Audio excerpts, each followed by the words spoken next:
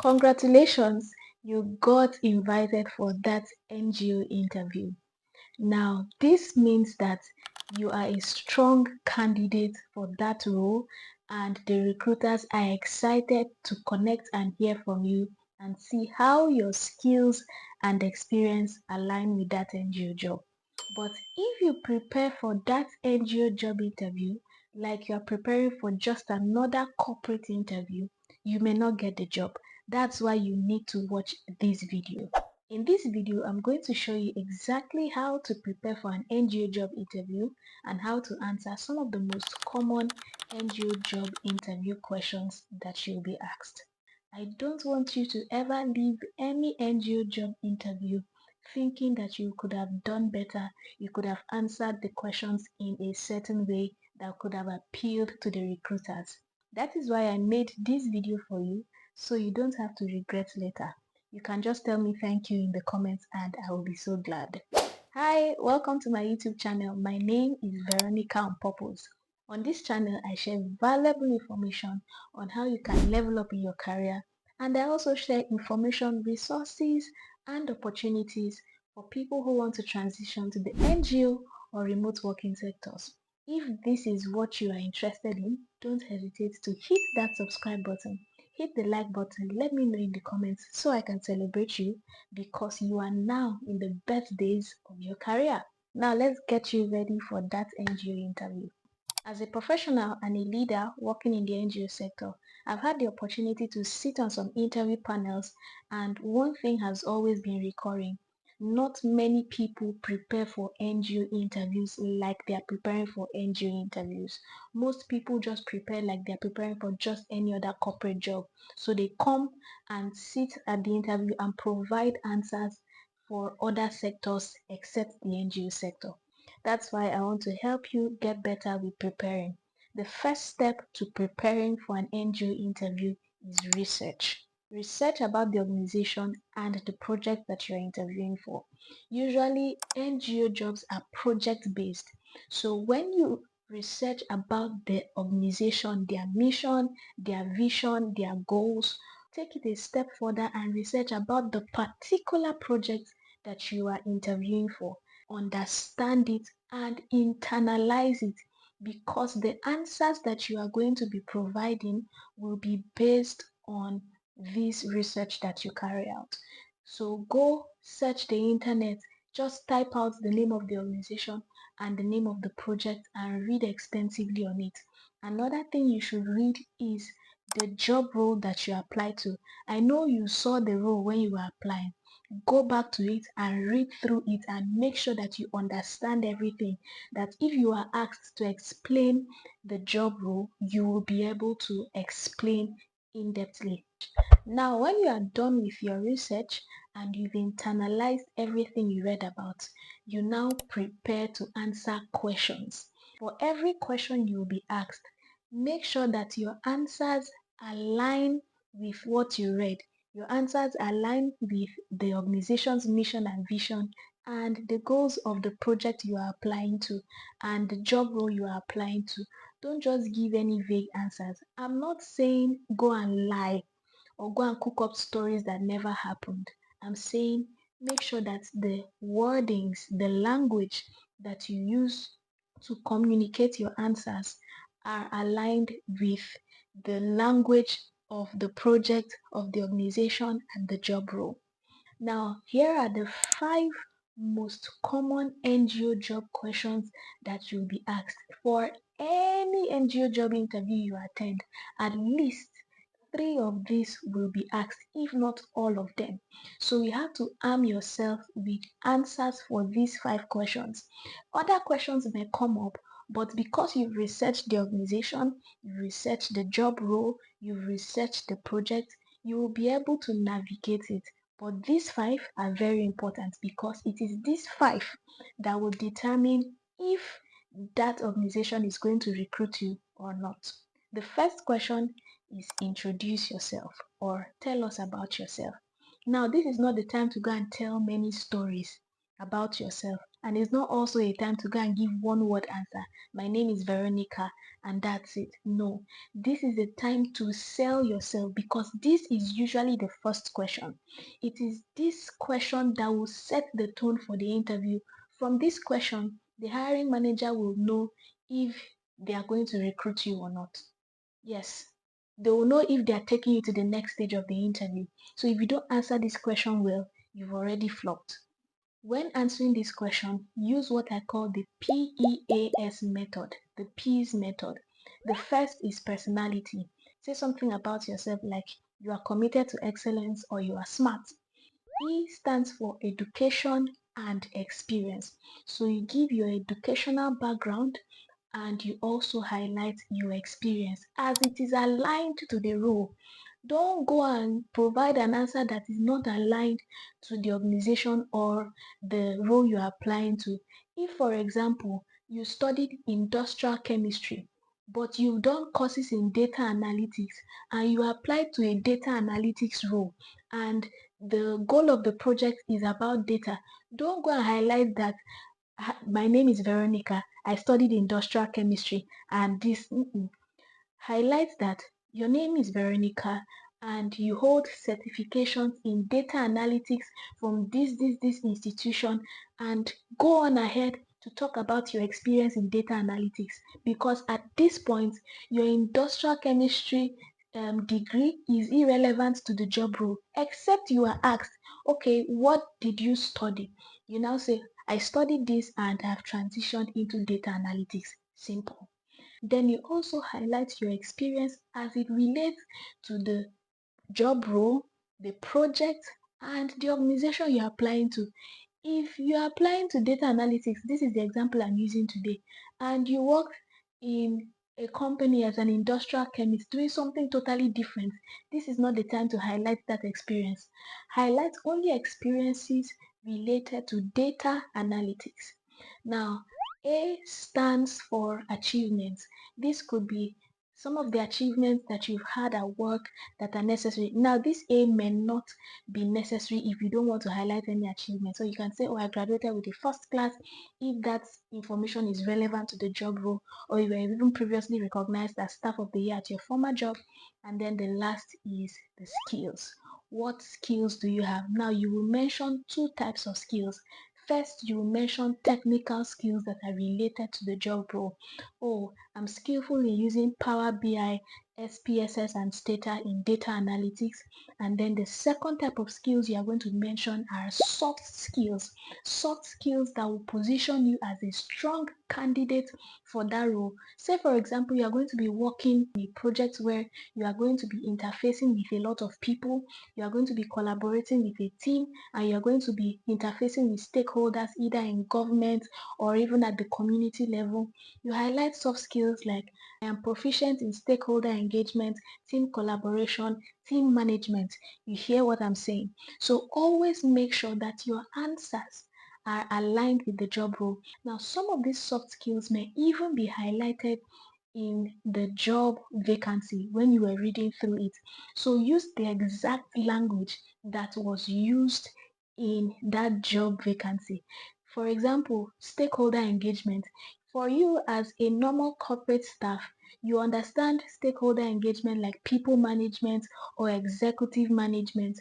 But in the NGO sector, we rarely use people management. We use stakeholder management or stakeholder engagement. If you see a word like stakeholder engagement in the job vacancy, instead of using people management, use stakeholder management. That's why I say you have to read through it very well and ensure that the language you are using to describe or to provide answers are aligned or are the same language with what is in the job role or what the project is about or what the organization is about. Now let's put all this together and come up with a sample of how to introduce yourself. If you've not already stated your name earlier, it's okay, you can now state your name here. But if you've stated your name earlier, there's no need to mention my name is Veronica again. You just go straight to the point. For this example, let's assume that you have not yet said your name. Hello everyone, thank you for the opportunity to interview for this role. My name is Veronica Obi. I am smart and committed to excellence. I am a skilled data analyst and project manager. I hold an IBM Data Analyst Professional Certificate and a Project Management Certificate. I have worked with organizations like the Society for Family Health and the UNFPA as a data analyst on their projects.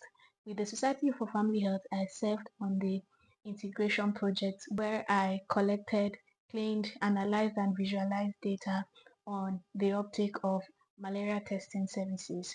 With the UNFPA, I also worked on their WhatsApp project analyzing data for sexual and reproductive health and rights. With the Society for Family Health, I was recognized as the most innovative staff for the year for 3 consecutive years. I am proficient with using tools like Power BI, SPSS and Stata for data analytics and Tableau for data visualization. I'm also a good team player and I'm proficient with stakeholder engagement and management. I look forward to the opportunity to working with your team and how I can bring my skills and experience to achieving the goals of this project. Simple, straight to the point. No plenty stories, just hitting the points well. And I'm not a data analyst. I just use this as an example. So if I goofed anywhere, please don't take my example and go and paste it as yours. Work on your own answer. The second most likely question will be asked is, tell us what you understand about this job role. This is why you have to have read it very well. Now you have to highlight some of the things you understand. You may not highlight all, but let them know that you know something about this role. So let's call the name of the project you are applying to the Green Project. And it's a climate change project that is focused on conserving forestry. And you're applying for the role of a data analyst.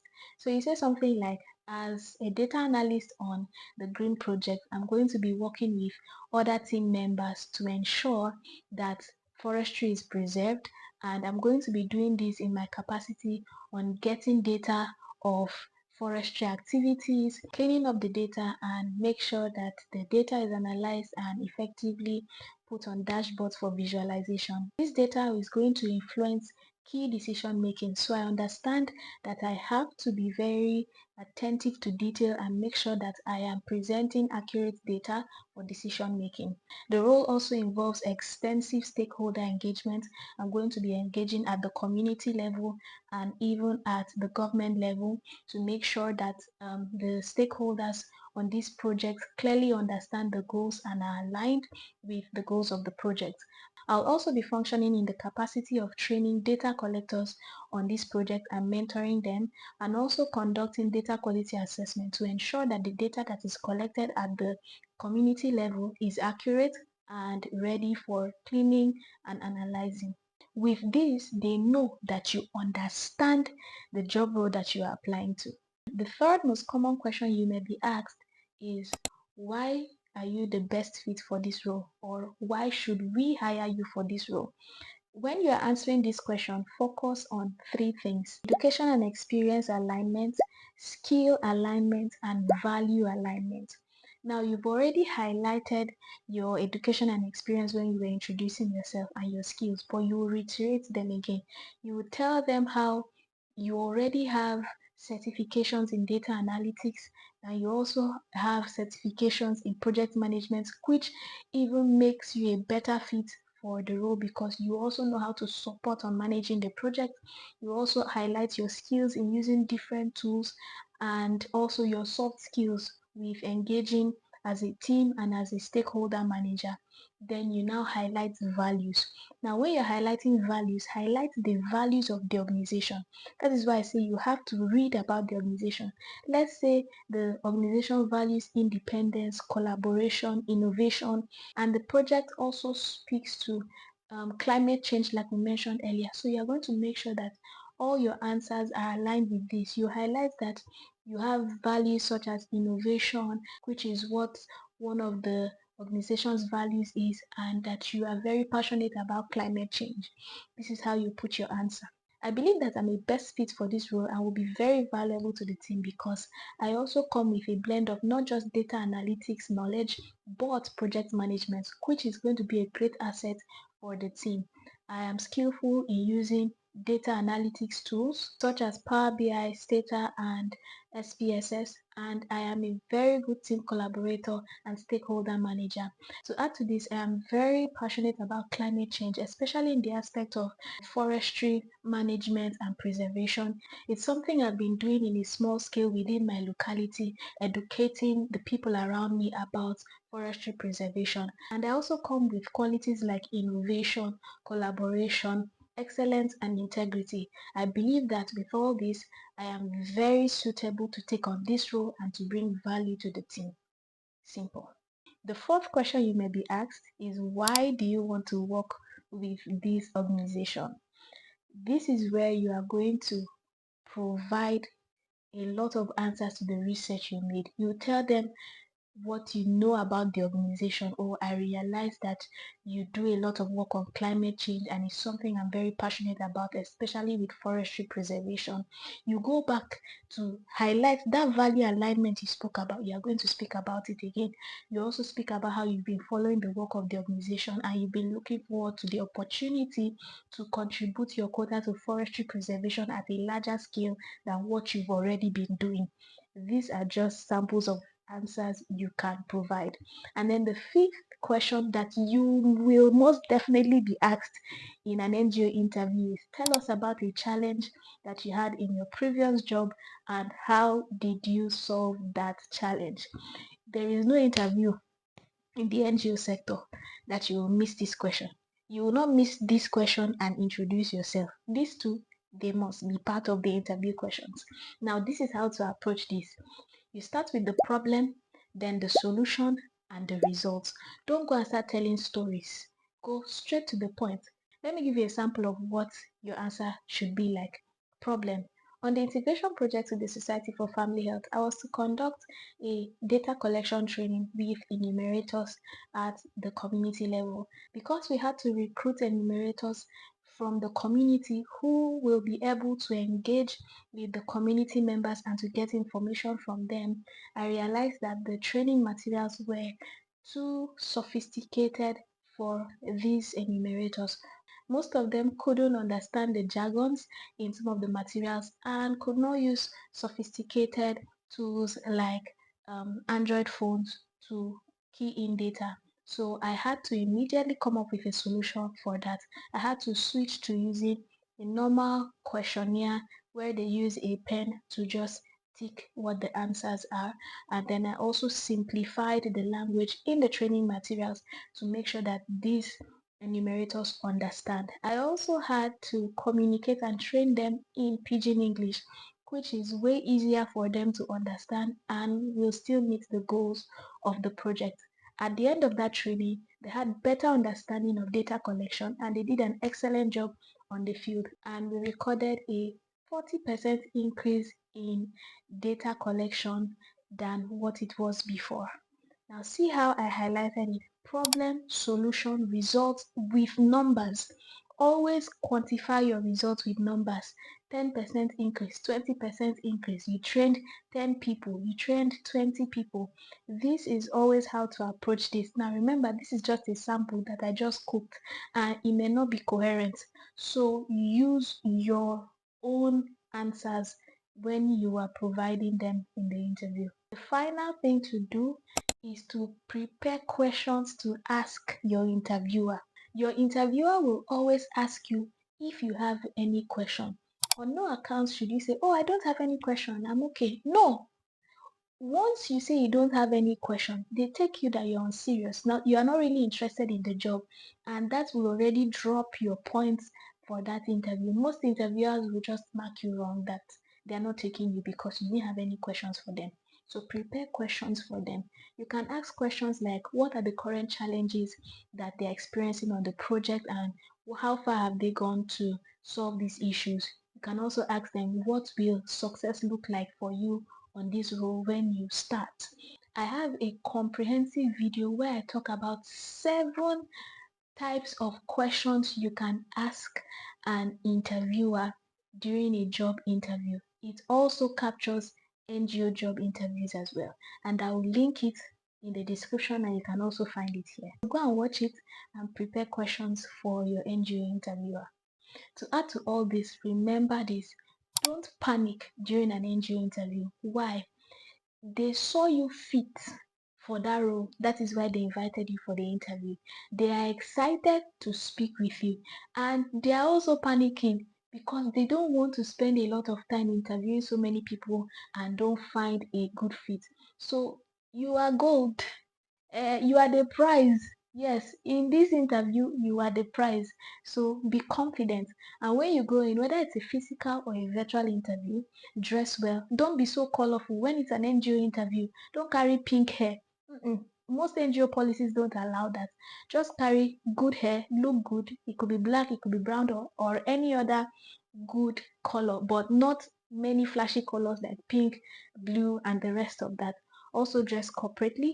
Even if it's a virtual interview, dress corporately, sit upright, make sure you maintain eye contact with your interviewer, speak confidently. Approach the interview like a discussion, not like you are a robot. You're just there, just answering questions. No. Be free, be confident, be calm, and answer like you are discussing with the interviewer because it is actually a discussion. If you need a personalized guide or a one-on-one clarity session to getting an NGO job or approaching an NGO interview, you can book a session with me for that. It comes with a free CV review. You'll find a link in my bio and also in the description of this video. I also have what we call the Career Level Up Starter Pack, which helps in giving you clarity for your career journey. It helps you set goals. It helps you set strategies to achieve those goals. It helps you track your progress, and it also comes with a brag file and a job application tracker. You also find the link to this tool either in the link in my bio, the first link, or the link in the description of this video. If you found this video valuable, I'm so glad. Help me reach the many other professionals that need this information. Kindly do three things for me: like this video, leave me a comment, and subscribe to my YouTube channel if you haven't. It's totally free, and you can even go a step further to share this video with a friend or two. You don't know who you might just be helping their career. And remember this: you are not too small to do big things. See you on the next video. Bye.